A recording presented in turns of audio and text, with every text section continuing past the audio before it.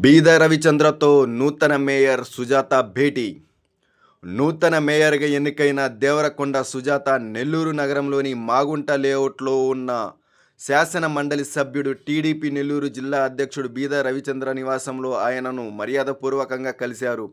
ఈ సందర్భంగా మేయర్ సుజాత బీద రవిచంద్రను సాల్వతో సత్కరించారు. బీద రవిచంద్ర మేయర్కు శుభాకాంక్షలు తెలిపారు. అనంతరం మేయర్ సుజాతను సన్మానించారు. ఈ సందర్భంగా వారు పలు అంశాలపై చర్చించారు.